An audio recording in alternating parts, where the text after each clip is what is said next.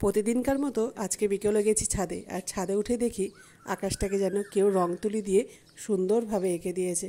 প্রতিদিন নিয়ম মতো করে ছেলে মেয়েকে সঙ্গে নিয়ে ছাদে পায়চারি করি। যেদিন ছেলের পড়া থাকে না, ছেলে যেতে পারে না, মেয়ে মাঝে মাঝে আবার একটু অপও দিয়ে দিচ্ছে, কারণ ওর স্কুল থেকে আসার পর মোটেও ভালো লাগে না ছাদে হাঁটতে।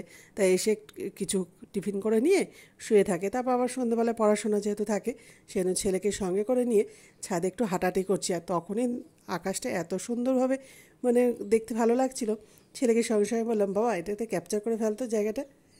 সেদিনকে তোমাদের কাছে শেয়ার করেছিলাম একবার পড়ন্ত বিকেল, এই টাইমটুকু সত্যি খুব ভালো লাগে। পাখিরা নিজেদের নিজেদের বাসায় ফিরছে, অপূর্ব এই সময় দৃশ্যটা। আর ছাদের এই সময়তে হাঁটতে সত্যি খুব ভালো লাগে। আর আমি সচরাচর যেহেতু বাড়ি থেকে বেরোই না, সেদিনকে তোমাদেরকে বলেছিলাম সচরাচর বাড়ি থেকে অত বেরোই না, এরকম ছাদে দাঁড়িয়ে থাকলে, আর আমাদের বাড়িটা এমন জায়গায় যে ছাদে দাঁড়ালে সমস্ত লোকজন দেখা যায়, ফেরিওয়ালা যাচ্ছে সেটাও দেখা যায়, প্রচুর লোকজন, সেই জন্য বেশ ভালোও লাগে। সন্ধ্যেবেলায় চায়ের কাপটা নিয়ে সোজা চলে যাচ্ছি বারান্দায়। আজকে এসেছে ছেলের বন্ধু, আমাদের বাড়ির কাছাকাছি ওর বাড়ি। মাঝে মাঝে এরকম ছেলের সাথে বসে প্র্যাকটিস করে ওরা দুজনেই। ও হচ্ছে অতনু, আমার ছেলের বন্ধু। ছোটোবেলা থেকে ওরা একসাথেই পড়া করে আসছে একই স্কুলে, কিন্তু কলেজের গণ্ডিটা পুরো আলাদা হয়ে গেছে। ও একদিকে চলে গেছে, ও আর একদিকে। দুজনেই ইংলিশে অনার্স, কিন্তু কলেজটা আলাদা হয়ে গেছে একটুখানি। খুব ভালো বাঁশি বাজায়, বেহালা বাজায়, অথচ কোনো টিচার রাখেনি। ইউটিউব দেখে দেখে কি সুন্দর শিখে নিয়েছে। আর এই ছবিটা বা ভিডিওটা করার কোনো কথা ছিল না, সেই জন্য ছেলে ছিল খালি গায়ে। ছেলে বারবার বারণ করছিল, মা তুলতে হবে না থাক, তবুও তুললাম।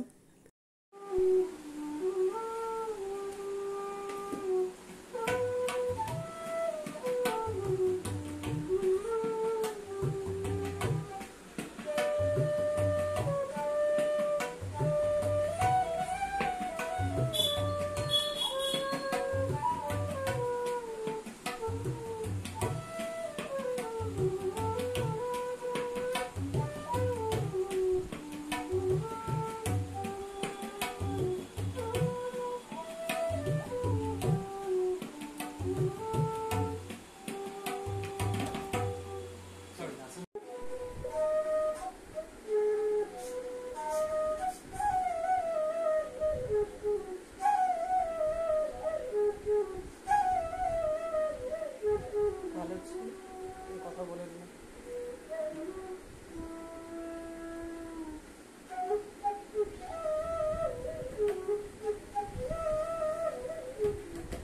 হ্যাঁ,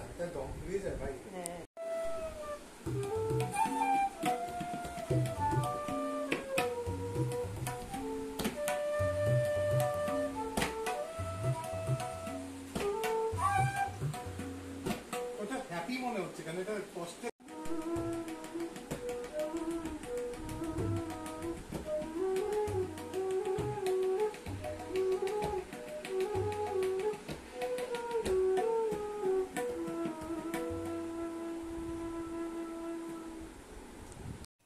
আজকের মতো টাটা, গুড বাই। সবাই খুব খুব ভালো থেকো, আর যদি ভালো লেগে থাকে অবশ্যই আমার এই চ্যানেলটার পাশে থেকো।